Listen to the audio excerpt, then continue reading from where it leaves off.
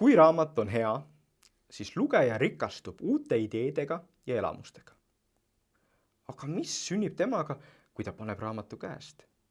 Saab ta viibida üksinduses, et ka peale lugemist saadud mõtteid ja tundmusi vaimselt seedida, omaseks teha. Tänapäev soodustab seda toimingut üpris vähe.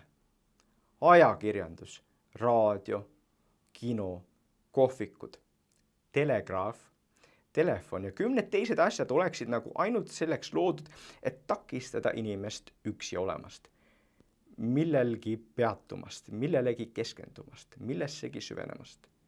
Inimese närvikava oleks nagu liiga hellaks muutunud, kui et võiks lasta ühtegi tundmust või ideed temasse kauem mõjuda, sest muidu saab tundmusest hullumeelsus ja ideest idee fiks.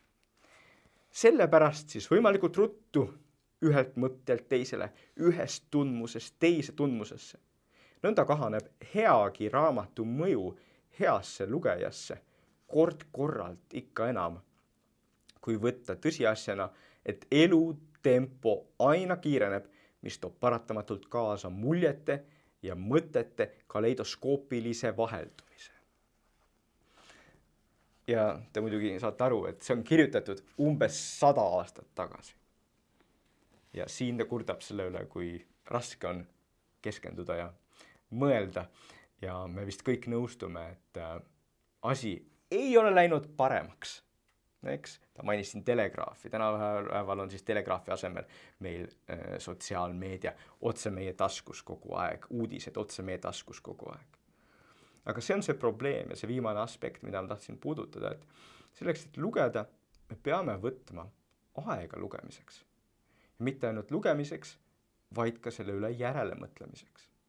Seega ma tõesti soovitan siin raamatu aastal ka, et teadlikult vaatame vähem uudiseid internetist. Oleme teadlikult vähem sotsiaalmeedias ja katsume endale leida see vähemalt 30 minutit, kus me loeme raamatut. Ja see ei tohiks olla nii, et me loeme raamatu ära, sest 30 minutit see pisike kiilakas ajuteadlane ütles ja siis läheme kohe jälle oma sotsiaalmeediasse. Vaid pigem tehke siis nii, et te võtate 25 minutit lugemiseks ja siis 5 minutit veel lihtsalt rahulikult istute ja mõtlete.